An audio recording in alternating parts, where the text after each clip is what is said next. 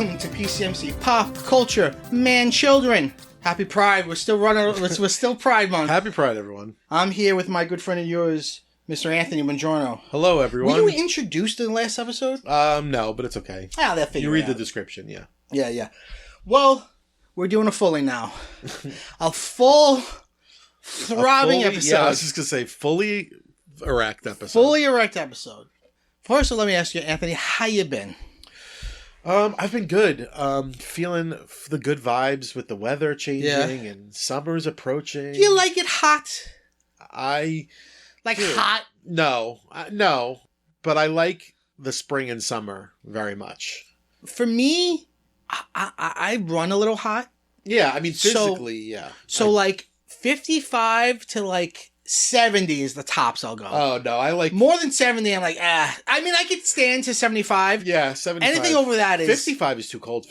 I love a chilly... Once I see a 6 or higher... I'm a day that's sunny but has a chill, that's what I need. That's what I love. In the spring. Not in the fall, though, for me. Okay. Because a little bit of a chill. People, really just simp for fall. Well, fall, I mean, it's for sophisticates and intellects. Fall... Yeah. I think it's like if you're a night owl or a day person. The fall and the winter are the night of the year. Yeah. But I'm a night person, but I hate fall. I hate winter.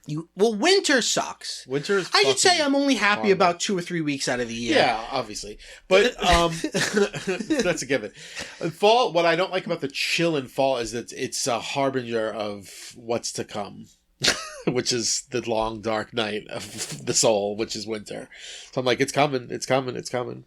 It's interesting you say harbinger, because one of the trailers we're going to look at in Trailer Corner has a harbinger in it. It does. It does. What a connection. What a connection. You don't hear the word harbinger as much as you should. Only pretentious people say it, so that's why I said it. Fair enough. I think it's just feels really nice when it's 8 o'clock and it's still light out. Okay, I see what you mean. It feels like there's more life packed into every day. Sure. Than in the winter when it's you're done by 3 p.m., babe. Yeah, I love that though. I love it. Let's all go inside. Let's all go inside. All right. Well, we're very different people, and that's okay. We are. So let's go to Trailer Corner. We have 4 trailers we're looking at today. Let's start with the one that has a harbinger in it. Yeah. And this is what I'm most excited about: teenage sex and death at Camp Miasma. So, this is an interesting choice for Hannah Einbinder. But isn't she full of interesting choices? She is. What do you think of her stand-up? I loved her special, but I do acknowledge that it's more alt comedy. It's more performance art. Yeah. But I loved her special. I loved it. I love her. I liked it too. I think it took me a minute to adjust because I was expecting her to be funny the way Ava is funny. No, she's not. But she's not. Yeah, I think she has that in her, but it's not her performance style. No. She has more confidence in herself. Yeah. But in a funny way, confident in something stupid. So this is by the filmmaker Jane Schoenbrunn, who did what do you call it? I Saw the TV Glow, another episode of PCMC. Look back, me and Nadia did it. Have you seen I Saw the TV Glow? No.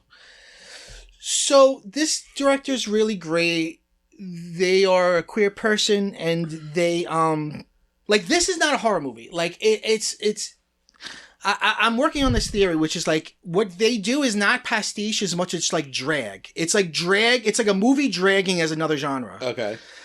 But then there's also a lot of interesting metatextual stuff.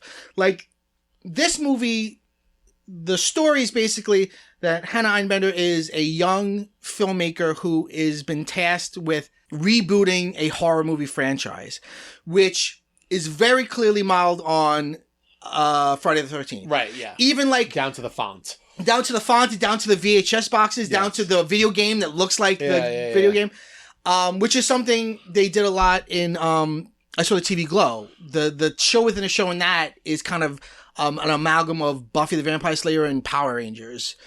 And then Pete and Pete are in that movie as a cameo. It's amazing. Very crazy. As Pete and Pete? No, they're just there. Okay. It's so weird. It's so hard. It's hard to explain if you haven't seen it. And I get a feeling from this trailer that this protagonist is much like the protagonist in I Saw TV Glow, which is someone who's queer but having a hard time expressing it and finding their way in that. In this trailer, Hannah says, like, sex seems so easy for other people, but it's never been easy for me. Yeah. But it seems like she finds her sexuality through this making. So Gillian Anderson, and what range. I know. I really didn't see this for her. She plays. She almost has a Norma Desmond thing to her. Yeah. She plays the actress who was the original Final Girl in the original movie. So she's going to visit her, I guess, as preparation for rebooting it. Maybe it's supposed to be like a Lego sequel or something. And there are clips in the trailer of, like, the movie within the movie of, like, a young her, like, who's finding her sexuality in the film. And you see a scene with the Harbinger in that, and then Hannah walks into a video store and the Harbinger is there, but he looks like VHS, like, it's always like the media coming out and stuff like that in this movie. And the killer is named Little Death. Is that what it's called? Yes. And Little Death has a head that looks like a the front of a film projector. Yes. So it looks like everything starts to bleed together, the movie and reality and sex and death. She seems to get into a sexual relationship with Gillian Anderson. At the end of the film, and I think this is also the poster, they're both, like, half naked, covered in blood, walking, holding hands. I'm just super into it.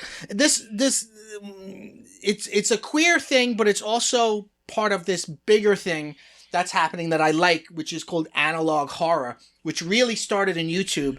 And it's a movie that just came out yesterday, Back Rooms and Skinamarink, and this playing with VHS aesthetics and analog aesthetics. Didn't that start with the movie VHS? Or like? Yeah, I think so. I might say that. Yeah.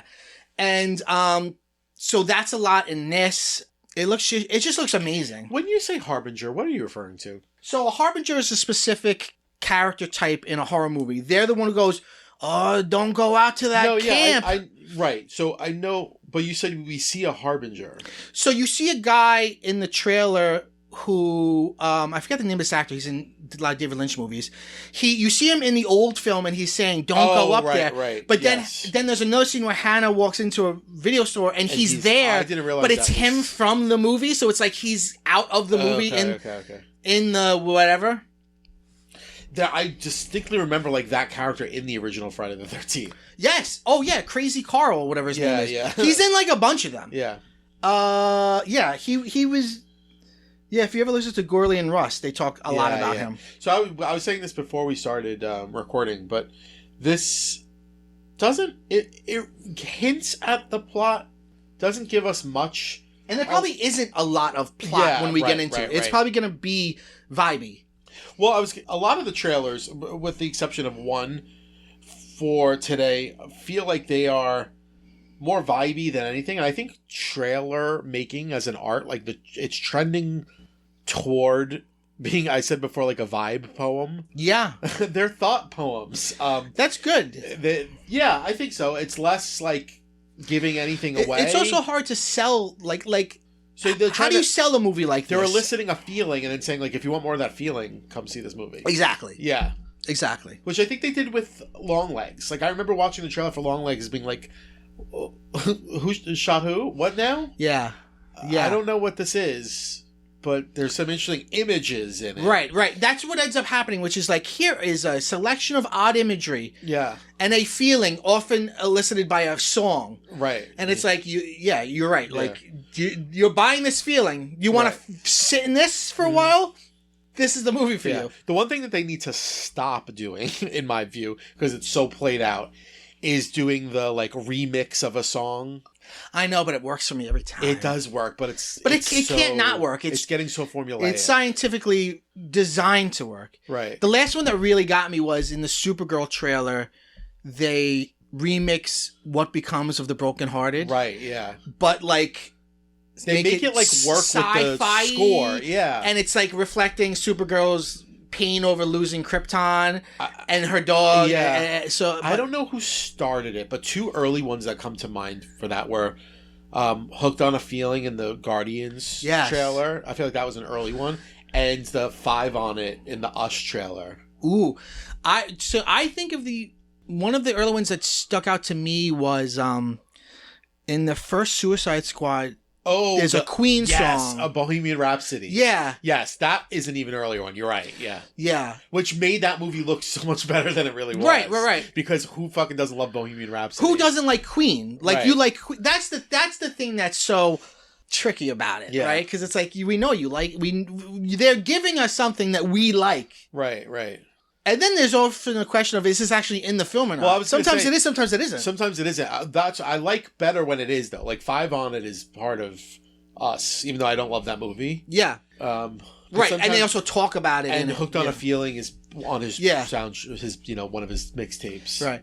And James Gunn is a big needle drop, put songs in movies guy. So I think he's a big force behind this. It's funny, another trend that you see a lot, and the two that come to my mind is He-Man, that's coming out this week, and Superman from last year, is taking an original score from the past that you like and reworking it into a new score that's a new score with a new feeling, yet it's got enough of the notes from the old one that you're like, it hits your nostalgia. Yeah. Like, have you heard the theme to the new Superman? Yeah. It's got the dun dun na na na, but it's not that. Right. It's only just got like little tendrils of John Williams in it, but enough that you're like, ooh, it's Superman. It's really interesting. You know, it's a good one, even though better than the movie. We can do a whole episode on trailers that are better than the movie. By the way, in the 2018 trailer for the 2018 Halloween, they did like pieces of the and it like built from there. Yes, that was good. I'm gonna add that idea to the idea list. Trailers put that in the idea machine. Than the movie. I think they. But did you also make the argument that every trailer is better than every movie. Yeah, I think they did it in the Exorcist trailer too, like a little bit of the tubular bells, just like a little at a time. Where are you? I'm gonna take a temperature check. How are your feelings, hopes, fears about the new Mike Flanagan Exorcist? I'm sure it's got to be better. It can't be worse. Yeah. Look, it could be good, but it seems like it's just. And it's an entirely new story with the Exorcist branding. So which is like, probably... Are we now making the Exorcist an anthology franchise? That's a better thing. I like the Exorcist show, and that's what they did. Sure, but Reagan showed up. In season 1. Yeah, okay, not season. Okay. I mean, listen, I'll if it's good, I'll like it. I'm willing to see it. I'm interested... I guess I know the answer to this. Why not just name it something else? Because the property is what brings in the IP is what brings in the audiences. That's the only point. Yeah. The last one was so bad. It was one of the worst movies I've ever seen. Forget Exorcist movies. And worse than his Halloween movies that I also think are bad. It's actually... I remember sitting there watching thing like, I'm actually like offended that this was pushed down my throat as a direct sequel to the original Exorcist. Because this is such a pale... imitation of the Exorcist. It also feels like it has nothing totally in common with the original. I wouldn't be surprised if you told me like whoever made this actually never saw The Exorcist. It was fucking awful. What they did to Chris McNeil's character. I mean, Chris McNeil's character had a better arc in the show. Yeah. Yes. And Reagan. Yeah. Than in this. Yeah. What a shitty movie. And I like that Ellen Burstyn was like, I did it entirely for money and I gave it all to charity. Yeah. And she's like, and I will film in one day. Yeah. And you will work around my schedule. Yeah. And that'll be it. Talk about, she was phoning, she was texting it in. Yeah. Forget phoning it in. Yeah. She was like, despite the fact that I'm acting right now, I am still retired at this moment. Yeah. I'm not doing this. Yeah, I am barely here. And also, she got her eyes stabbed out. What a fucking horrible thing. It was so stupid. Look, I'm an atheist. But if you're going to do the Exorcist right, it has to be Catholicism or Christianity. This thing of like the Avengers of Exorcists, where it's like we need a witch doctor, shaman, it's like a rabbi, and it's like, dude, it's going to take everything we've got. It feels like answering a problem that no one was calling this problematic, and you're answering it before anyone had a problem with it. Also, I think it boldly, here's a hot take, I think it boldly stole from My Best Friend's Exorcism. Yes. The plot line of the two girls go missing for 48 hours and they show up acting a little bit differently. Yes. That was from My Best Friend's Exorcism. Yeah. right down to like where they ended up in like an abandoned area. Yeah, that's so true. Wow, yeah. There's a movie of that. It was made for sucked. Oh, you didn't like it? I hated it. Yeah, I liked really it, not bad. as much as the film, not as much as the book. There's yet to be. I think that's the only Grady Hendrix movie. There's yet somebody's got to do it. Somebody's got to make a good one at some point. I hope so. Or make a series. Yeah. All right. Let's. All right. Since we're talking about horror, let's talk about Resident Evil. What do you make of this? So, this is directed by Zach Kreger. I learned in my research this is like the 4th reboot of Resident Evil. What do you mean by reboot? So there was the original 2003 movie. Yeah. Or 2002 movie. Yeah. Then there was a reboot in 2015. There was? I don't remember that. That was like really shitty and panned. Oh, I don't remember widely. that. Then there was a Netflix show. That got canceled. And now this is attempt 4. Wow. Okay. So this is all news to me. Yeah, the reboot in 2015 was Welcome to Raccoon City. Oh shit! Now I remember. Okay, so look, I think Barbarian is good. It's fine, and I thought Weapons was good. Oscar nominated and winning. Weapons. It's good. It's a strong good. I don't know. Look, I'm glad. I agree with you. I don't think Weapons is like as brilliant as people say it no, is. It blows my mind. And people I think her performance is incredible. She elevates it. Oh, Madigan? Yeah. Madigan. I think the comparisons and the parallels between her and Ruth Gordon and Rosemary's Baby are often made and I think appropriate. Yeah. That like this really great actress came in and elevated the whole thing. But I think that Rosemary's Baby is a way better movie than Weapons is. On Oscar night, Emilio texted me, did Shanice Kobolaski just win an Oscar? She'll always be Shanice to me. Yeah. All right, so... Look, I'm happy that horror is having a good moment, and Sinners is good, but he's an overrated director. His movies are overrated. His movies are all good. They're just overrated. So whatever. The weird thing about this is like, you had a long series of Resident Evil movies that were all like weird action-y movies that people felt like didn't reflect the games, and now there's this which looks scary and weird and interesting. And it kind of plays like a short film. Like, it's almost like one scene. But at the same time, people are like, okay, great, but, like, this also doesn't... Like, can't we do a fucking zombie movie? There's not a single zombie in this trailer. No, when I watched this trailer, having probably way less knowledge of the franchise than you do, I was like, this feels like a regurgitation of the original Evil Dead. Like, the last act of Evil Dead. Yeah. Yeah. And it's like, there's some unnamed force... Right. That's trying to get at him, and then I was like, is he the only character in this movie? I don't know, man. I don't know. It a lot of people are saying it also feels more like the video game Silent Hill more than Resident Evil. I don't know. In Japan, it was not called Resident Evil. It was called Biohazard. Was it? Yeah. Interesting. Well, that makes sense. Yeah. That's my questions were like, how is this? Is this even like in the world of the video game? I mean, there's like a lot of games, and some of them are in the past, some are in the future. It's more... Resident Evil is more like a vibe. So it remains to be seen if the vibe... I didn't get excited for it. No. It seemed like they were trying to like be like, this is good now. We got a good guy. Right, yes, exactly. That was the trailer was basically screaming that. Like, Weapons, remember? Yeah. I did like the image of like the Rat King monster of like there's a door and then like legs come out, then like weird more legs come out. Yeah, that was cool. Yeah, that's all I gotta say about that. Yeah, not much to say. We can move on. Should we go to the one that we're both itching to talk about? Yeah. Tony. So Tony, okay, so here's.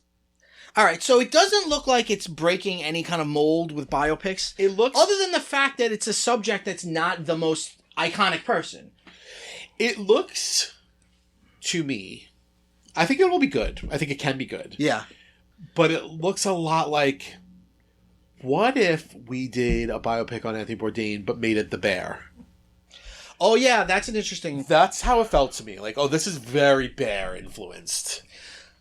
Or like a punk rock chef. Yes. Which was his whole vibe, right? Yeah.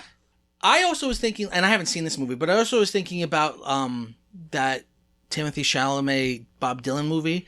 That was like, let's show how shitty this person is.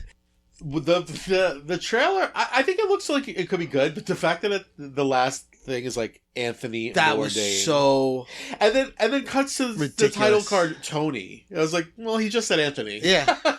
Right. Like you made a whole thing of it. Yeah. That was so corny. Like we knew what it was. You didn't need to. They were like dropping like a hammer. Yeah, like we got it. Listen, bro. I'm not a huge Bourdain fan, but don't know really that much about him. But I hope, I'm sure they won't. But I'd love to see them delve into. I mean, he died of suicide. Yeah. Right. So, are we going to get to that? This looks like young him. This is So no? Bourdain Begins. I mean, I don't know. It looked like bio. It looked. You know what else it did? Speaking of not Chef, the bear. Yeah. It really gave me a lot of vibes of like that Jeremy Allen White, Bruce Springsteen movie. Too, Oh yeah, yes, which also was good. I didn't see it. Lowercase g, good. Yeah. But like, was only about the making of like one album, really. And Right. things with, I mean, for better or for worse, everything follows trends, right? And like the trends right now, biopics is they focus on only short periods of time. Yeah. Yeah. I think the biopic as I don't even want to call it a genre. It's As more, a form. Yeah, It's tired. it's inherently limited. Yeah. So all you could do is put like make shit up. or you could put little bells and whistles on it. Like you know the what do you call it? The Elton John one was like put a lot of magical realism in it. I like that one. I liked it too, but I like that it did something different, which was made it a musical where. But they're not the first to do that. No, they're not. But it was like a Broadway style jukebox musical made into a movie. Right.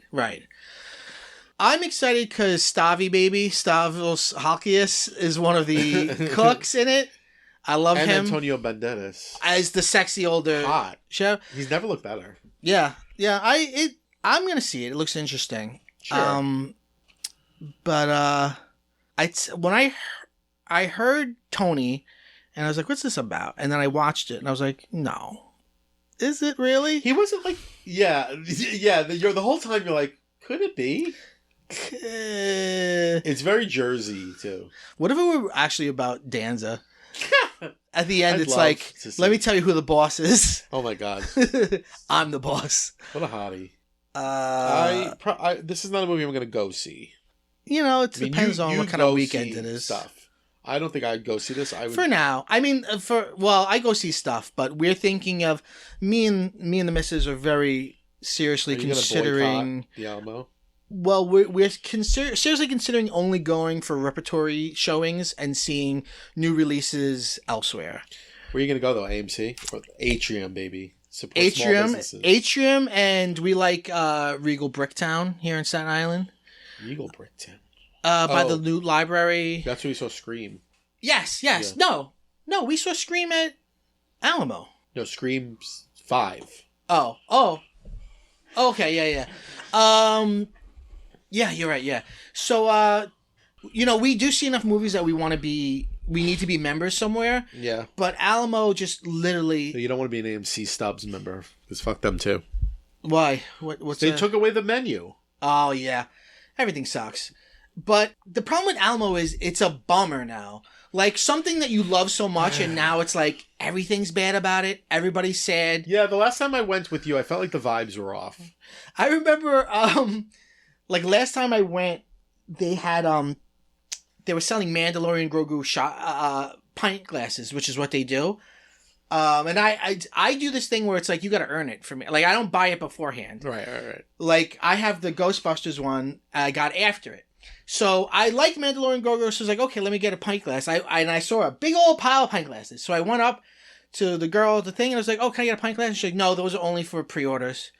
And I was like, oh, yeah, right. I forgot your new motto is we don't go above and beyond. What did she say? No, I didn't say that to her. I was going to say that. I did have a little something with her, because I was like, because what we do now is to not use the app, we order at the counter food. And one time I was able to use my card, so I was like, she was like, I only take cash here. If you have card, use the app. And I was like, but I used my card last time, which I know is something they hate when you say, but it is the truth. Like the very last time I was there, I used my card. So it is possible. And then she was like, well, that must have been some sort of special occasion. And I was like, okay. So, I don't like to have Karen moments. But it sucks when it's like, this used to be awesome. I know I sound like an old man, but I'm also talking about like 1 year ago. Yeah. Like this used to be awesome. Like now, you've still got the aesthetics that are cool, but it's like your menu's bad. Feels empty. There's none of that magic of the people. Do they still do like the food is not as good. Yeah. Okay. The food's not as good and it'll come out bad. Like it's just every aspect of it is worse. And it's just such an incredible bummer. And I'm just sick of being bummed out. So we might, actually we're going to see He-Man twice next week. And the first time we're seeing it is at AMC. Huh. We're only going to Alamo because Alamo's doing a special Saturday morning cereal. Oh, that's fun. Thing, Saturday morning cereal, where I guess they're going to give you cereal. And we'll see if that's fun. Mm-hmm. But, yeah, we might move over. Last time I went to Alamo was with you to see Hello Mary Lou Prom Night 2. Yes. And then the time before that might have been the Super Mario Galaxy movie. And that was fun, but that's because it was a packed house full of children. Yeah, that's always fun. Yeah. It's always a fun vibe. Yeah. All right, so the last film we're looking at is Wildwood. This is from Leica, who did Paranorman and Coraline. Yeah. So it's a stop-motion animated film. We were both saying that we don't know what this is about, really. No fucking clue what's happening here. I'm happy it exists because fuck AI. Yeah, I learned from IMDb that it's about a brother and sister that find a magical world in the woods or whatever. I got that kind of vibe. Yeah. There's some animals and clothes at some point. Yeah, there's a lot. And then I heard something, for a minute there was something about searching for a brother. Yeah. Or something. When you first said this to me and I saw the title, I was like, is this going to be about Wildwood, New Jersey? Yeah. And then I was like, well, this is going to be fun. Down by the boardwalk. Down by the boardwalk. We did a lot of vacations there growing up, but it is not that. It is not that at all. I can't tell you what's going on here, but it looks good. It looks visually looks good. Similar to Camp Miasma, it's just here's a bunch of images and music. And a song, and a very, melodic, melancholic song. But also, a very, felt like a throwback, like a very millennial 2010s. Yeah, the Where the Wild Things Are trailer. Yeah, it seems like it's for kids, but not super sunny. No, it looks like it's gonna have a sadness. You were just talking about this with Janine with Nadia, that there's a melancholy to childhood. Yeah, and it's only reflected in a few things. Yeah, I think the classic example is the Peanuts. Oh yeah, especially the Halloween special. Yeah. I mean, it's about disappointment. Halloween special is about disappointment. And the Charlie Brown Christmas, too, has a lot of it's just time is here. Yeah. Where it's Christmas time is here, but it's kind of a downbeat. Yeah. Because, being a kid is filled with magic and whimsy, but it's also you have no control over yourself. Yeah. You don't know what's going on. You're listless. You have no power. Yeah. You have no idea who you are. Yeah. You have no idea how any of this is going to go. Yeah. How this works. You're, for better or worse, you're at the mercy of your parents' whims. I think there's also a lot of melancholy because there's a lot of boredom. You're not doing a lot. See, here's the other thing, though. That's good. And I agree. Kids now are not experiencing the levels of boredom that previous generations did. They have tablets. And it's killing their imagination. Yeah. And they're which then will kill their critical thinking. Yeah, we're cooked as a species. Yeah. I mean, we've talked about this. But boredom is very good for you, especially when you're growing up. Yeah. No, of course it is. Daydreaming is good for you. Yeah, except when it's maladaptive daydreaming. And even if it's what's maladaptive daydreaming? It's a name for when you Walter Mitty, you don't do anything in your life and you just you live only in your fantasies. Oh, okay. So even boredom's good because the mind's at rest. The constant dopamine addiction of scrolling, so stimuli is killing young people and old people and everybody. It's killing our imagination, it's killing our attention span, killing our creativity. Yeah. We are cooked, as the kids say. Yeah, we're cooked. But this looks nice. This does look nice. I like the this is tangentially related because a lot of the comments on this were like, I'm so happy to see this because fuck AI. Yeah. I'm really digging the growing fuck AI sentiment. Yes. That seems to be I am too. bursting out now. It's kind of like broken through to like now the fuck AI movement is getting just as much attention as AI is getting. Especially like during these commencement speeches. Incredible. Did you see Conan's where he mentioned it? Yeah. It was really good. Yeah. Because even, look, is it going to make a difference? Probably not. The Comeback Season 3 was a brilliant comment on AI. I think it can make a difference. Because you got to think about this. It's like, it's really a bubble. It's not this inevitable like the future. bubble. It's going to burst. None of these none of these things have made money. Yeah. They're not money makers. It's gonna bust. Do you believe in that? I guess it's a theory bordering on a conspiracy theory, but I think maybe there may be parts of it that are actually accurate. That right now we're in the training phase where they're going to get everybody hooked on it, and then they're going to start charging for it. Now that you once we become dependent on it, could see that. We're going to start charging. I could see that. I feel like they said that about social media though, and that never really happened. No. I mean, we pay for it, but in other ways, not direct payments. Yeah. The crazy thing about AI is it's almost like some great sci-fi writer invented it, because the idea that it takes water, so it literally not only is it killing our imagination, it rapes our planet is amazing. Like, what a perfect poetry. So, but I don't think I think these things are all going to go bust. I hope so. I love AI slop that people are using that now. Yes. And do you know that AI now has a slur?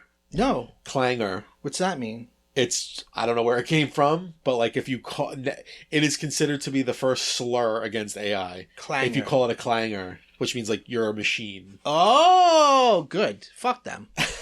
And I see videos of people being like talking to ChatGPT. You ever see those rage baiting videos where they're like showing ChatGPT not doing what they asked it to do? And then they'll be like, listen, Clanger, I told you, count from 1 to 100. Yeah. And they'll be like, okay, 1, 2, 3, 4, and you get the rest. Yeah. Anything else I can do for you? And they're like, I am a human being. I am telling you to count to 100. Well, I also think some of it's real. I mean, to me, the most scary stuff is the images that look like reality. Yeah, that freaks me out. But a lot of the other stuff is just search engines packaging things. Like, it's not real. It's not real AI. Right. Some stuff is, or close to real AI, but some stuff isn't. Mm-hmm. All of it is stop motion, which is not just real animation, but laborious. Yeah. Takes a lot of work to do it. So I'm for it. I'm for this film. Yeah. I guess let's take a break and come back with the chill sesh.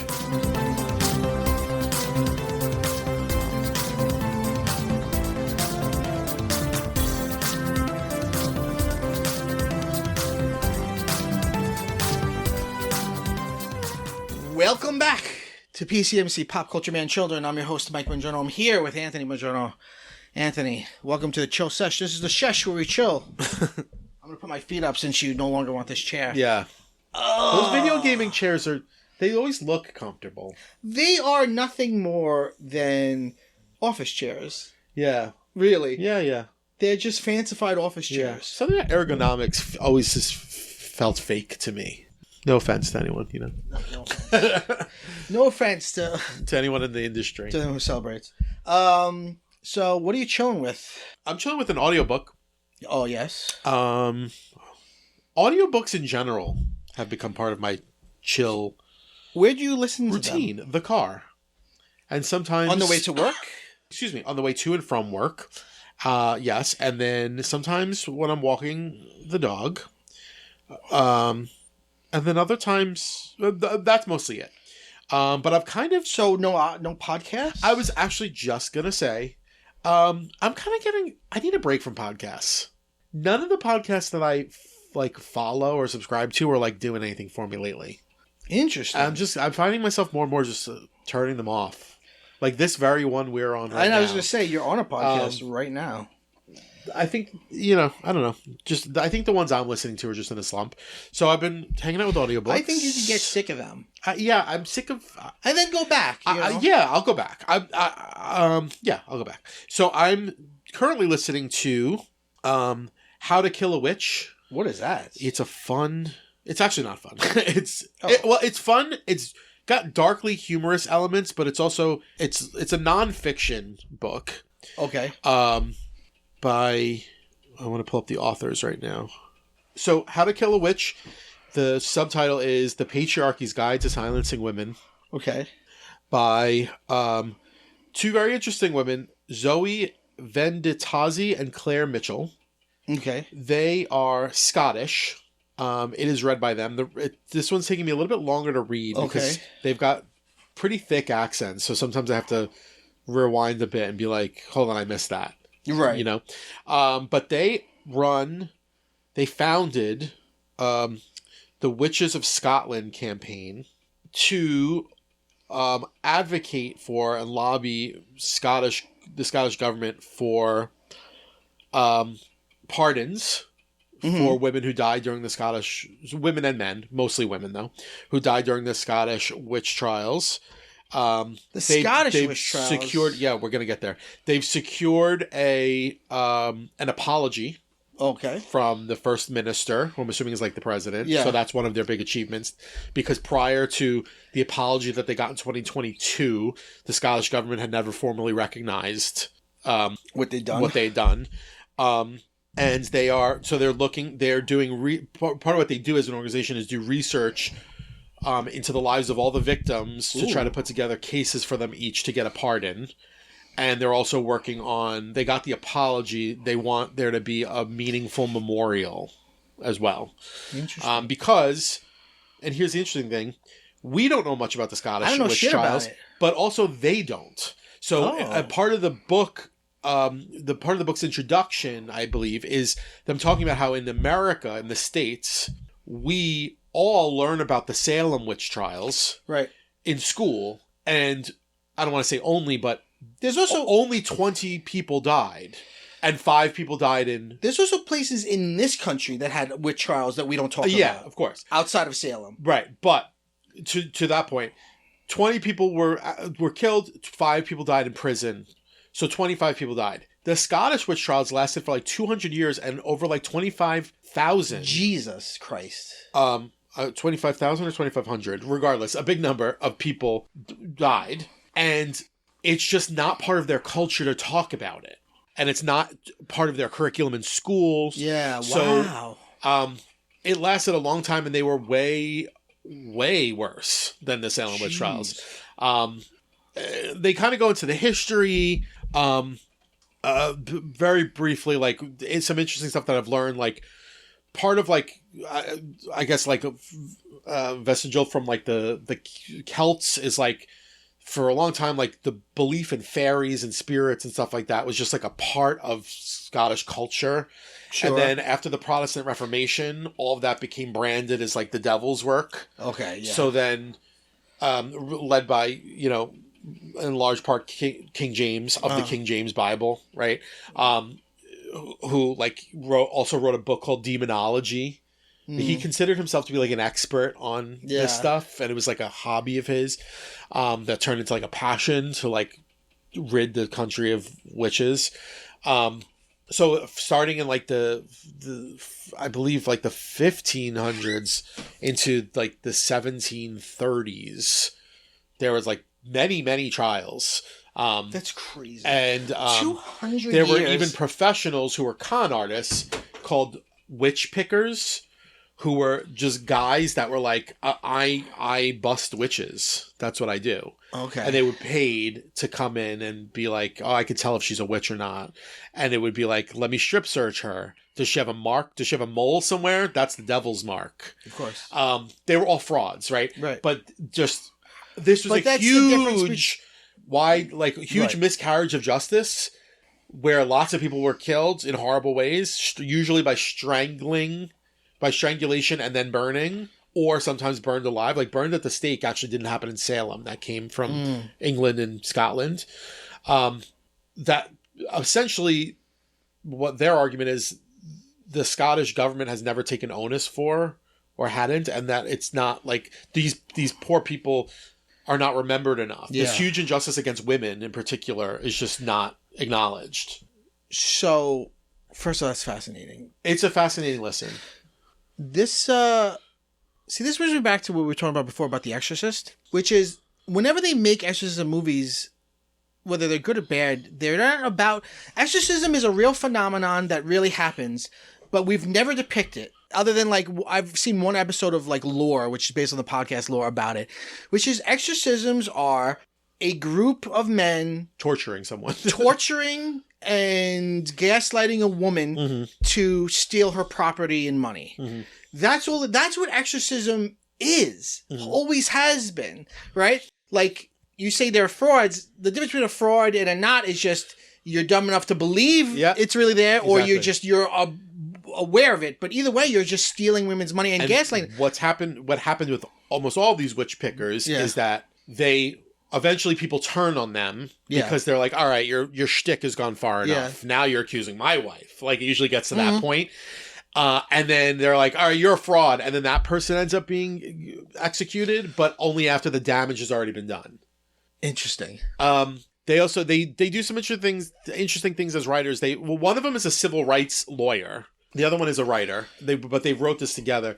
They weave in first-person accounts that they found. They also weave in fictionalized, like, portrait of the accused, little vignettes of, like, what an average, like, what it would be like in the life of this woman. Yeah. So it's like a blend, mostly nonfiction, but a blend of some fictionalized... Because even those who aren't called out, then they are behaving in a way so they won't be called out. So they're being... All women are being controlled to behave a certain way. Yes. So they won't be called it. Right.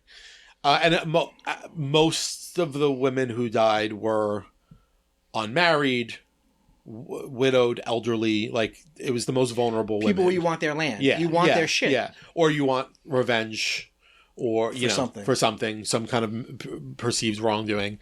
A couple of things. It's a really fascinating reading. One of the interesting things that I think they do a really good job doing is, like, establishing, like, just how oppressive life was for women. And they say this one part where they're talking about like the various methods of torture and what was recognized as torture versus what was not recognized as torture. So technically, none of the confessions were given under duress, but according to Scottish law at the time, sleep deprivation was not considered a form of torture. Sure. So, like, little things like that, like little loopholes. And one of the things that I think that they said, which was interesting, was they spend a decent chunk of it talking about, like, well, why would a woman confess? And then they were like, there's the usual, like, they're being tortured.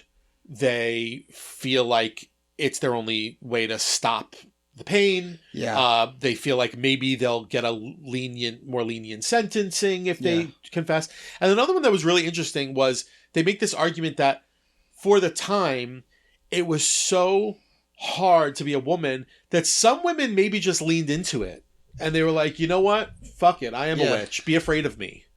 And they were like, maybe they were just wanted, like, a little taste of power for a minute. Yeah. Even though they knew it would lead to their death. Yeah. Yeah. Which is a really fascinating and really, like, such an indictment on patriarchy. Have I ever told you how I rewrote what did I rewrite? What's it called? The Crucible? Yes, I rewrote it. I didn't rewrite it, but I added a scene to it.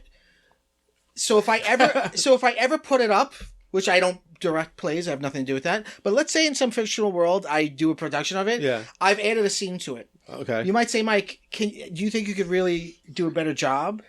And the answer is yes. So is it at the tail end? No, it's at the very beginning. Okay. It's a scene with Proctor. Oh, yes. I've heard you talk about this. It's a scene with Proctor and the girl having sex, cuddling, him making promises to her, and just having that will frame the rest of it in a different way where you see he's the bad guy. Well, okay, so they didn't do that, but there is a play called John Proctor's The Villain that came out that I saw recently. Oh, really? Yeah, which is It's not. It's about. It takes place in a high school classroom where they're reading The Crucible, and then they get into like. It's after the Me Too era. They get into like, well, John Proctor is horrible, and then the teacher's like, he's one of the greatest heroes in American literature. And then it was. I liked it. It got a little heavy-handed at points, but I think that modern readers, especially like I've seen this even when I'm teaching it, like, and I think it makes sense. They read it as like, oh, well, he's fucked up. Like, he cheated on his wife with a young girl, told her he loved her. Yeah. And then was like, you tempted me. Right. Right. And you're horrible and you're the villain. Yeah. And then so it's like Abigail is the villain. Right. When really, like, it could be redone, right? Yeah. So that Abigail is not. Yeah. I think, really Arthur Miller was probably more interested in critiquing McCarthyism at the time than actually telling the story, but yeah, it's just he gets a weird pass, and I think it's because it's not shown, where he's like, it is my name and all I have left is my name, and it's like, but your name is worth shit. Like, you're a bad guy, you cheated on your wife, sir, and she's in prison now because of you. Right. At no point does he really take accountability for all that he did. No. And it wasn't just him, it was also the systems at play, but still. All right, so moving away from witches for a second, I want to question you on something, and I'm not making a criticism, I'm not saying anything. Yeah. Before I heard you say the word read when you talked about it, and I just want to know, I'm not fighting it. I just want to know why you use that word. I go back and forth between, so earlier I said I read an audiobook, but then just now I said it's a good listen. Yeah. I use both kind of interchangeably. Okay. This is like a hot debate in the book community, as you know, like which is kind of meaningless. And there's like a lot of pseudoscience is introduced where people are like, it's a different part of your brain, so it's not technically reading, and it's a different type of comprehension. I don't care enough to. Right, I don't care about that. I'm just interested in why it interests me is because I see half the people use it and half the people don't. Some people never, like when I do an audiobook, I always say listen, not because I don't think it's reading. In fact, I'm of the, when I taught media, I always made a big point of everything is read. You read, you read paintings, you're reading movies, there's always a process is always a reading. So it's always a reading if you listen to it. But I just, in my language, I tend to always say listen to this book. Yeah. But I would still say because there's still a little bit of like, you feel like you're fibbing if you say you read it. Well, I think because we've become, I was not going to say we've become illiterate. We've always been illiterate. Human beings have always been illiterate. We just had a small, shining little moment of literacy. Maybe because we're so less literate now, there's still an achievement involved with reading. Like, hey, I read a book. So you feel like it's stolen valor to say you read a book. Yeah. I think that's part of it. Do you notice any difference between... There is a different experience. There's a different experience for sure, but do you notice a difference in the long term in terms of like retention? I think I might remember things I listened to more. I was going to say that. I actually think when I read something, I've read so many books where I'm like, well, I read that? I don't even remember reading is... And we've had a whole podcast on reading. Go check it out. But it's like you're hypnotized. It's a different thing entirely. No, I have no feelings about it. I also think, I have a friend who has ADHD and they were like, this is how I read books. And I'm like, well, yeah. Right. They were like, I would love to read a book. I'm not dumb. I just cannot sit and do it. Yeah. And, even myself, like, I don't know if I have ADHD. I've never been diagnosed with it. I'm diagnosed with OCD and GAD. But before with Josh Gad. Yeah. With Gad disease. Gad fly. But before I was on Prozac, I really was not a big reader. I read more now. Prozac created some space in my mind that I could read more. This podcast is absolutely sponsored by Prozac. Yes. Yeah, so I don't, but I do. People read in all sorts of ways. And I think that's fun. I've recently heard of people bringing back communal reading as like a fun activity. Which, like, hey, they used to do it all the time. That used to be a thing. You'd sit around not forget the campfire. Like you'd sit around in your living room. Me and Jen do it a read lot. aloud to each other. Yeah. Oh, we don't read aloud to each other. But No, we like read reading. I'm talking simultaneously. Oh, yes. read to each other. Oh, but okay. like reading aloud. Like I'll take this chapter, you take the next chapter. Like a little party. That's really interesting. People used to do that. That was like a major pastime. Oh, that sounds like fun. So that it all counts. And I have a friend who's like, "Oh, have you heard of read maxing?" Well, everything's maxing. No, what's read maxing now? Read maxing is listening to the audiobook while you're reading it. How is that helping? So it's like you're you're in school again, like you're being read to while you're reading it. See that, and it becomes a fully immersive experience. That feels not fun. I couldn't do it because I feel like it would. I'd constantly be like my eyes are moving at a different pace than I'm hearing it. And then there's other people who are like, I'm reading it. Okay, I finished chapter 4. Now I'm going on my run. I'm listening to chapter 5. Now I'm home. I'm picking up the book and reading chapter 6. That's an interesting thing, too. Yeah. There's no wrong way no, to consume there a isn't. book. There is not a wrong way. Except for when you're driving. Don't read a book while you're driving, driving, folks. Come on now. That's not good. How often do you listen to an audiobook? I think once ever. Oh, really? No. I'm an card-carrying Audible member. I think very few times. I recently did last year. I listened to Jeanette McCurdy's book while traveling, and I liked it a lot. Good. Next up on my to be listened to, I guess, my TBL pile is Famesick by Lena Dunham. I want to hear her read it. Like there are some people that I just want to hear them read their book. I want to know I want to hear what she says about Adam Driver. Not nice things. Yeah, I tried to listen to Infinite Jest because I couldn't read it. Nobody's read that book. You know that. It's a pretend book. I'm gonna die until nobody's read that book. I bought Nadia a almost like a gag gift. I bought it for their birthday one year, and they cut it apart and turned it into like a collage. And I was like, good for you turning Infinite Jest into a work of art. Yeah. How long is the Infinite Jest audiobook?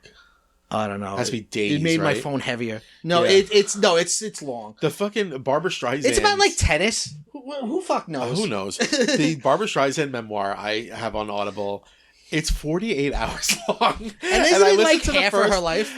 I listened to like no, that's Cher. Cher is just the first half, I think. I listened to like the first 4 hours, and I was soothed by listening to Babs' voice. And then I was like, all right, I've had enough. I get it. Wow. And you became famous. You know what I've been seeing on Reels? People doing challenges where they read a book in a day. That's fun. Have you seen that? I saw one girl read it in a day, which is a long book. could not do that. I read half of it, and that alone is like 600 pages. For real. And then I was like, I can't take this book anymore. Every once in a while, I go on a wild hair and I read a book in a day or a book in a night. It's got to be a sizable. It's got to be a short book for me to even have a chance in hell. Pretty short, or like really, really, really good. Which I feel like you only read a book that's like so good you can't put it down. Rarely, once a year, if that. Yeah, and some people never get that experience, which is why I don't think they don't get hooked. You need at least one of those, so that you're always chasing that high. Yes. Again after. Yeah, you always are like, okay, when you're loving a book, you're always like, okay, what's the next book going to be? I got to keep this rolling. And then when you're hating a book, you're like, oh, this is forever. Are you a DNFer? Do not finish. Yeah. I try to finish. There's a point of no return. Like if I get halfway, if I'm hating something at the beginning, I'll be like, I'm giving this 15 more pages to see if it goes anywhere, and then I'll stop. But if I'm halfway through, I'll continue. Okay. Yeah. Okay. Yeah. That's fair. I'm the same way. Sometimes I like a book, but it's just I can't get it. I like it when I'm reading it, but I can't get a sense of momentum going. Yeah, sometimes it's just what you're doing in your life is not conducive to reading. Yes, I've been listening to this audiobook and also reading a print book for since spring break, 2 months now. And it's just because I've been really busy. Sometimes you're really tired. I mean, I find the biggest impediment for reading for me is falling asleep. It's falling asleep, yeah. After a long day of work, you read a page and then you're like I'm out. Sometimes, how many times in my life I've dropped my Kindle on my face? Yeah, right, exactly. Yes, exactly. Asleep. Yes, so reading a book a paragraph at a time for 6 months, is it's barely reading. Yeah. And there's some books you can't read, but before our mom asked if we were going to be talking about the gay hockey show. Yeah. Heated Rivalry. Like, I can't read that when I'm in bed because it's just going to make me like hot and bothered. Sure. I don't want to read that then. Yeah, so I'm like not really reading it. And it's funny, like my straight women friends are like, "Oh, I read it in a night." I'm like, I can't. Interesting. It's hitting me different than it's hitting you. That's really interesting. Yeah. So yeah, that's what I'm chilling with. And I also read or listened to recently that Scream With Me. That was great. What was that? That was the one about, it was feminist reads of horror movies. Oh, right. I want to read that. The 70s and 80s. Really good. I want to read really, that. really good. And speaking of The Exorcist, had that really interesting read of The Exorcist as being about domestic abuse. Oh, yeah. That's really interesting. Yeah, I want to read that. Because it's a house of women, and then a evil force comes in and abuses them sexually, physically, and then keeps them tied to the home. Wow, yeah. Fascinating. Yeah, I wanna read that. And it's a man who unleashed it. It is a man who unleashed it. That's really interesting. I mean, there's a part where in the movie, like Ellen Burstyn like takes off her sunglasses and you see she has a black eye. Yeah. Oh, yeah. I mean, it's like, and in the book, she's like, countless women who are in abusive relationships must have recognized that moment. Well, that's true. When they saw that movie. That's like that sequence from Tales from the Hood with David Allen Greer. Have you seen that movie? No. It's Tales from the Hood. It's an anthology. It's like Tales from the Crypt, but all around people of color. And it's this boy, he's like drawing a monster at school, and you find out that it's the father's physically abusive. And it's played by comedian David Allen Greer. He's great. But yeah, because he's so scary in it. Yeah.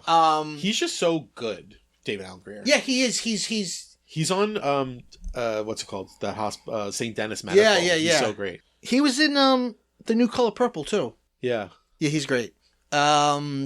He was offered Ace Ventura first. Really? And he turned it down because he said the script was really bad. Huh. And it was bad, but then Jim Carrey was like, I'm just going to do what I want. And they were like, okay. Did you ever... I just recently watched a TikTok about the abandoned Incredible Mr. Limpet remake. Yes, I saw that. How crazy. Did you see the test footage? Yeah. Of like the fish, the CGI fish with Jim Carrey's face? Yeah. They were like, if you saw this in the ocean, you would run away screaming, convinced the world was ending. Yeah, that's hilarious. What are you chilling with? Let's see. So, lots of shows. There's a great show on Apple TV called Margot's Got Money Troubles. I've heard about with this. Elle Fanning in it. She becomes an OnlyFans creator? Yeah. And her father is her mother's played by Michelle Pfeiffer. Incredible. Her father's played by Nick Offerman, who's like jacked in it. He plays like an old WWE wrestler who's fun. like now a drug addict, which happens to a lot of them because they have injuries. So in the show, Michelle Pfeiffer's married to Nick Offerman? They're divorced. Divorced, okay. No, now the mother's getting married to Greg Kinnear, who's like a pastor. It's just really, really interesting. Really great character. What's her name? Nicole Kidman's in it as her lawyer, and she's incredible. And she's also an ex-wrestler who became a lawyer. That's fun. It's very quirky, but very interesting, very funny. It's very sweet. Elle Fanning is great. Sounds like, I haven't watched it, but like OnlyFans, wrestling, being a pastor, it sounds like a lot about like performance. Yeah. And her thing is... And I wonder if this is real, by the way, because I don't do OnlyFans. So, but her thing is like, she tries to narrativize it because she wants to be a writer. So like her stuff it's still her body, but she like, there's a whole narrative to it and she like feels like she's making it into art. And when I was watching with Jen, I was like, do you think there's OnlyFans that really do this? Yeah, I think there are. There are. Honestly, I don't really know anything about OnlyFans. But anyway, that's really good. So Shudder, the streaming network, just acquired all of Tales from the Crypt. The series? Yeah. And has been every Friday dropping a season. Oh, fun. And how many seasons were there? I think 8. But the crazy thing that I guess you don't realize we were kids when it came out, is the incredible star power.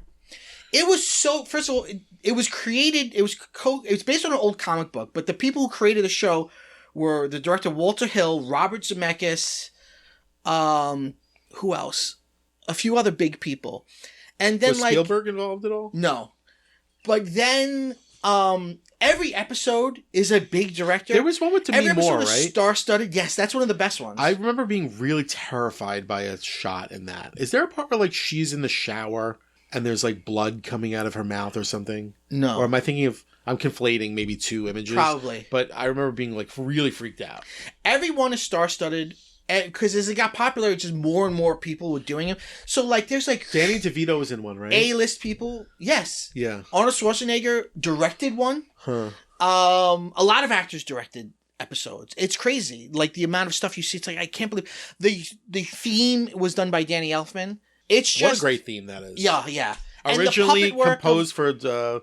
Wasn't originally composed for Death Becomes Her? No, Death Becomes Her was going to be a Tales from the Crypt. Going to be a Tales from the Crypt movie, and I think it should be actually. I think it would work better as a Tales from the Crypt movie. Also, works way better as a Broadway musical than as it's way better. The I'm Broadway so musical, sad it's closing. The Broadway musical, I loved. Much better. I don't really love the movie that much. No, the movie's got a cult following. The musical's great. We could have talked about that last week on queer. Yes, for sure. Movies, especially the musical. Yes, yes. I do it all for the gays. Yes, yeah. No, that was a great show. So I've been watching that little by little. It's interesting because what I didn't realize as a kid, because you're dumb, is like how extremely moralizing it is. It's always extremely formulated. It's a bad person does something bad and they get comeuppance. Yeah. It's always it. It's very moralizing. The second episode is directed by Robert Zemeckis, and it's a woman kills her husband on Christmas Eve, and then a slasher dressed as Santa Claus tries to break into the house. Oh, I remember that. That's that's such a good... So there's... Some are miss, but some are, like, great. And, so I'm working my way through that slowly, and, Do you remember... A memory just came flooding back. Memories. Do you remember Tales from the Crypt Keeper? Yes, absolutely. I spent a summer reading all of them. Okay, so I remember Tales from the Crypt Keeper. I read them to the kids' books. But Tales from the Crypt Keeper was an animated series. That was like the kiddie version of Tales from the Crypt. I just remember the books. I remember the books was a big deal. I think they were like the first books I ever read or something. They were a big deal, yeah. I remember talking about being cheated. Yeah. I remember spending a summer reading like a bunch of them and putting them on my reading log, and my teacher being like, these don't each count as a book. How? I think she thought they were comics. How dare she? Yeah, I would have incensed. I would have started a riot. No, it's crazy to look back that this very violent, very sexual show ended up being a huge brand in the 90s. Yeah. There was also a game show on Saturday morning based on, it was like kids liked it. It was crazy. Remember Bordello of Blood? Yes, the second movie. That was, what was the first one? Demon Knight. I think I only saw Bordello of Blood. Oh, maybe I only saw Demon Knight. We went to see one, I feel like. Maybe Bordello or rented it together. Or something. I don't know. So I'm working my way through that. There's like an 80s Tales from the Crypt movie, right? No, there's a 70s one. Because the comics are the 50s. Yeah. Did you ever see the meme of the Crypt Keeper's feet? No. He's got like incredibly like meaty, not skeletal feet. Yeah. In one shot where he has his feet up. And then somebody just put on Twitter like, that's it, I've had enough. I'm posting the Crypt Keeper's feet. And then like, it's just like it just went crazy. A bunch of people bookmarked it, and then people were commenting like, "Why are people bookmarking this? That's hilarious. Are people going to be gooning to the Crypt Keeper's feet? Is he on WikiFeet? I'm sure he probably is. So that's basically what I'm chilling with. Let's take a break and come back with Obsessions.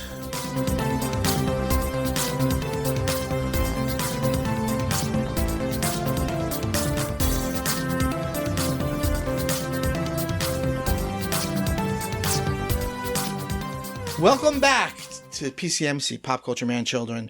This is Obsessions, but I was taking a poop in between the break and looking at my phone. Yeah. And I was reminded of something going on that bothers me, so I want to talk about it because it's my podcast. Okay. This new thing, have you seen this? Now we're not just talking about how much money movies make, but we're talking about tracking how much money we think it will make. And you're seeing these articles, I just saw an article that was like Supergirl on track to make little money, failure. And it's like, whoa, it's already a flop. It's not even out for a month. But haven't they always done like the projected rate? I don't remember it being reported on the way it's been reported on lately. Huh, that's interesting. And it creates a narrative before Whatever happened to sleeper hits? Yeah, well, it creates a narrative before it even comes out. Yeah, that's weird. It sucks. How do they do that? Based on what? Engagement? I guess. It's all bullshit. Brother. It's all bullshit. Well, what's your obsession? Oh, I got it right here, Daddy. Mike is aiming a Polaroid at me. You hear that? He's just taking a Polaroid photo. Beautiful picture. Beautiful sound, the Polaroid sound. The picture quality is actually quite shitty. The image is hard. Well, that's something worth talking very about. Very blurred. So, is it because we shake them? No. Can you shake them? No, you shouldn't. Old Polaroids are better than these Polaroids. Yeah, I was thinking, I feel like I've seen clearer Polaroids. Right. So, a couple reasons. The technical reason is that there are chemicals in the old ones that are illegal now that you can't have here. Fun. But the other reason is, why does Polaroid even exist in our current world when I have a better camera on my phone? It can only exist in a kitsch way like vinyl. So they make it blurry on purpose? I don't know if it's on purpose, but the fact that it is blurry and it has a creamier kind of color palette. Have you ever ripped a Polaroid apart? Yes. It's got like a powder inside. No, it's like well, it can get powdery, powder, but yeah, like crumbly. As it gets older, it gets but it's yeah. more. It's like a goo. Also, the new emulsion also takes much longer. It takes at least 10 minutes. Whereas remember the old ones, it would like almost immediately. Minutes, yeah. And you'd shake that bad boy. Yeah, but so it no longer has any interest in being sharp and accurate. Now so I've been getting into it. So the black and white Polaroid film is actually sharper than the color one, but people like the color one because it feels like putting a filter on it, like on Instagram or something. Even the Polaroid itself, it seems to be evoking Instagram's iconography, although you could argue that Instagram is evoking Polaroid's iconography. I mean, the Instagram icon looks like the front of the Polaroid camera. Yeah. Especially the old one. Yeah. Before it went minimal. So Polaroid is... So, all right. So I just want... I'm like all of us. Sorry to stop you. Even Instagram posts... Or with the white, yes, the caption. Absolutely. Yeah. So it's my obsession because, like many people, I'm getting more into analog and interested in analog, and I was just interested in taking pictures that would like be real things. You know what I mean? Yeah. I could really keep them, and they really exist in the real world. Well, you could still you could print your pictures off your phone. Yeah, you can, but it's also it's fun. Yeah, the instantness of it is fun. It's also like they're not the best cameras, so you have very little control. There's no control. At least there's different Polaroids that cost more money, but the main Polaroid, right? The main Polaroid that you think of when you think of Polaroid. Yeah, they're fairly cheap. They have no way to adjust the focus, so you have a focus that's about 5 feet in front of you. Mm-hmm. So you have to be aware of that. You have no way of, you have a very, very, very rudimentary control over exposure. Mm-hmm. Really you have three options of like overexposed, regular exposed, and underexposed. Right. As opposed to like other cameras, like you could actually like fuck with it. So it's like a dance. It's like a lotto. You know what I mean? Like you point it, you take a picture, and some chemical reaction is going to happen that's going to make an image, and it might be good, it might be bad. And when it's good, it feels like luck. You're like, oh, this came out really good. And if it's bad, you're like, whatever, you throw it away, or you keep it. I'm too dumb to like actually know how a camera works. Mm-hmm. So I can only assume this is taking a piece of my spirit. Yes. Yes. I was correct in this. Yeah. In this instance, you are correct. Yeah. But that's why you just can't take too many photos. But so yeah, I mean, it's sort of like a new hobby for me and Jen. We both have them. It's fun, and we have trips coming up where we're gonna take them around. And we're going out later. She wants to bring our cameras with us, not not to take a picture during a Broadway show, but like around. It has a quality like a filter, but more than a filter, because a filter still reads as fake. Yes. Where like this, you look at it and you're like, that looks actually old. Yes. Like it makes it look old. And this is genuinely the this is genuinely like what's happening between like the light at that very moment. It's like it makes you really think about film, like the disposability of digital film, pictures is different. Mm-hmm. So it's starting to. Wow, that does take a long time. It does take a long time, and it tends to start bluer, and then the blue burns off a little bit. But yeah, I remember being really white at first. Yeah. So it's different now. Yeah. But then there's also different films you can get. So it sort of is a kitsch product now, but it's fun, and I just want a hobby. Yeah. Just a fun hobby. Fun. What are you obsessed with? It's a little thing. I'm really obsessed with the America 250 memes. Okay. And that's it. So all right. for posterity, we are about to in a few short weeks celebrate the, I don't even know what the word is. I can't pronounce it. There's a word for 250th. Yeah. America 250, as it's been called, July 4th, 2026. 250th and last year. Yeah, democracy. So Trump, everything out of the White House is just a fucking horror show, but especially their social media presence is so filled with AI slop, as we were talking about before. Yeah, it's crazy. They've become real, like, uncles on Facebook. Yeah. The White House. the White House, yes. Yeah.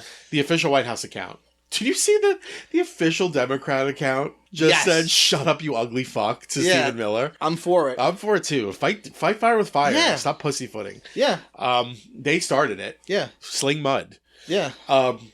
So they released, the White House released, this is our government of these United States, released an image of like all these acts that were going to be performing in the America 250 concert. Where like, and a bunch of them have all dropped out, or, which I do believe, a lot of them were like, I was never even contacted about this. Why? Like Milli Vanilli are like, I've never heard the one survivor of 2-0. Like, I don't know what this is. I never agreed to do this. Yeah. Martina McBride was like, I thought I was doing something for July 4th. And then I found out it was from the Trump administration. I would never do that. Right. So it's like a funny. And so now they're all pulling out. The funny image is hilarious. Is of the original like ad with like all the X's over the faces as they drop out. That's fun. But the memes have been incredible. And it's all just like different fake things have now dropped out of the 250 America 250. And so I sent you the other day. Like, there are funny ones. One was the farting noise you can make with your armpit has now dropped out of America 250. And then one I saw today that really fucking killed me is Marla Hooch will no longer be performing It's Gotta Be You at the Freedom 250 concert. And Marla Hooch from A League of Their Own. Oh, incredible. I'm singing for Nelson, ain't I, baby? It's just, they've been really fucking funny. That's incredible. Hold on, let me find some other ones, because I've been seeing them and sharing them. They've been giving me a giggle. Why? I mean, I think I know the answer to this, but I want to really ask it not as a straw man question, but an actual question. Why do you think the other side's not funny? Oh, wait, hold on, sorry. Jackie Jomp has pulled out of American 250. Jackie Jomp from 30 Rock. Yeah. Why? They think they're funny. They think we're not funny. So, like, that whole thing of, like, the right can't meme. Yeah. They say, like, the left can't meme. So. But we can. And we do. Like, I feel like, I mean, their memes are all like, maybe the answer is because they're more angry. I mean, we have more to be angry about, but we supplement it into. That's the thing. You've got all three branches of government. You've got the Supreme Court. Why are you still so fucking mad? Well, because that's what fuels the whole thing. Of course, but it's annoying. Like, you've got everything. Right. Shut up. Right. You've won in a lot of ways. Yeah. Right, well, that's the thing. They have to continue being mad. Right. And also, it's part of how they got people in the first place. People are mad because the conditions of their lives are bad. Right. So you lie and say that those conditions are because of whatever. Woke. Yeah, wokeness or foreign people and not the wealthy taking more than their fair share. So you have to keep stoking that anger. If you ever read, and I haven't read all of it, I'm not going to pretend like I have, but if you've read that, the famous leftist rag, People's History of the United States. Yeah. I read the beginning of it, and I was fascinated to learn that, like, during the American Revolution, part of what was happening was the rich colonists were making life hard for people, and they scapegoated England, The British, yeah. and took some of that anger and pointed it towards them, and that's part of what did it. Remember that one weird-ass episode of The Sopranos?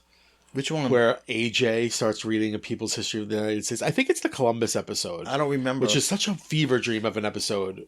Written and directed by Michael Imperioli. Okay. Where there's like a whole thing about renaming Columbus Day. Oh, I remember that. And then like, I think it's in that same episode, AJ, which, why wouldn't it be Meadow, is reading A People's History of the United States and is like, everything we've been taught is a lie. And then I feel like they didn't know what the parents are start like yelling at him. Yeah. It was they didn't know what to do with AJ. Right. Ever. I should say that I've watched all of The Sopranos, but in clips on Reels. Okay. I've watched the entire series on Reels, not in episode form. Great. But yeah, I don't think they knew what to do with him. I mean, because they did a lot of things with him. He's goth. He's not. He wants to be violent and be in the mob, and then he doesn't. You know, he's like really like, you know, I guess he's lost, but there's not. I think the most interesting things they ever did with AJ was when they used him when they made him show parallel behavior to Tony. Yes. Like, remember when he had a panic attack and that was a big thing? Yeah. Anyway, just listen, living under tyranny is hard, but the memes are great. Yeah, the memes are really great. The memes are really getting us by. Yeah, I think, to answer my own question, I think we use humor differently. You know, like, we use humor to heal ourselves and to get by, whereas I think they use it as just one of many tools to hurt people with, you know, who are vulnerable. I was just gonna say, I really think the real stark difference between the two styles of humor are the classic punching up versus punching down. I think ours punches up and theirs punches down. Right. And even like, there's some punching down on the left where they'll like make fun of rural folks or uneducated folks, but that's not funny to me. Right. Yeah. It's really funny when it's punching up. No, that's at not them. That's not funny stuff. Yeah. No. But 250, huh? It's not a long experiment. It's been a short little experiment. Listen, I still have hope. And I have hope. I have hope, but I don't have hope the way that I did 10 years ago. My hope is much more, you know, I want real huge change. I don't want to go back to, you know, I don't like Democrats almost as much as I don't like Republicans now. I want real huge top to bottom change. But so in some ways I do have hope. Well, I have hope. I think it's just going to be fractured for a very long time. Yeah. I had hope. I think after 2016, I had hope that Trump was just going to be a blip. And then in 2020, when he lost so big, I was like, see? Yeah. He was just a blip. We can all relax. And then when he won again this time around, and this term has been much more damaging than the first term. Sure, yeah. It's like, oh, this is going to have lasting effects. The thing is, I think he is uniquely who he is, but I don't think he's an aberration. Like, I think the system we have was inevitably going to produce a Trump, so we have to change the system or we'll just keep producing them. Yeah, that's fair. But, well, I don't want to end on a dour note. So, let's just cut all this out. We just end with 15 minutes of pure silence. Didn't somebody try that? There was like the Silence podcast. I bet there was. I can't imagine people definitely anyone listen gave a to it shit. ironically. Like, hipsters are probably like, it's my favorite podcast. So I don't know how to land this plane. Let's just call it. Well, happy Pride Month, everybody. Yeah, it's Pride, baby. Pride. Woo! Everyone have fun. Did you ever see do you follow Vinay? No. He was on Hacks this season. He was the guy at the convention who was like, "You stopped doing your Deborah Does things, and now I just don't know how to do things anymore." Who's that? He's like a TikTok comedian, but his name's Vinny. But he did the pigeon at Pride. No, which is a favorite. It's an instant classic. I It gets reshared every year, where it's a pigeon at a pride parade, Yeah. and it's like, "Ooh, yeah, baby, pride," and then he goes, "Throw some bread," and he's like, "But seriously, throw some bread." Yeah, that's And then hilarious. it's really funny. Remember in Animaniacs, the Goodfeathers? No, It was a parody of Goodfellas, but they were pigeons. Who was that for? I don't know. A lot of children's programming in the 90s was not for children. You look at like Animaniacs and shit, and it's like you're making references that are so over our head. Like I didn't know what the fuck Goodfellas. I just think Goodfellas is a baby. You know what really makes me lose my mind?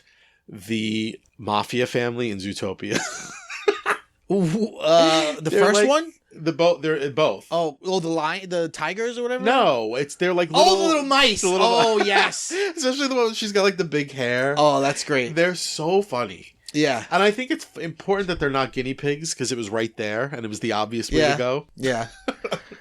You just reminded me of an in-joke that me and Jen have, which is we go see a vet and he's like, very nice kid. He's like 20-something, but we call him Boss Baby.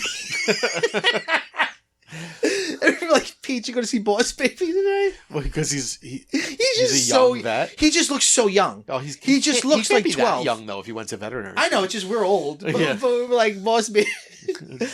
Boss Baby. And that's a better joke than Doogie Howser, which was also right there. No, it's just it's a good in joke. The way good in jokes work is like it just came out of Jen's mouth one day. Yeah. We were calling him like Dr. Baby, Dr. Young, and then she was like, anyway, Boss Baby. And then that's such an insane movie that he's Boss he's Baby. a baby in a fucking suit. Like that movie's insane. That's crazy. Anyway, Boss Baby.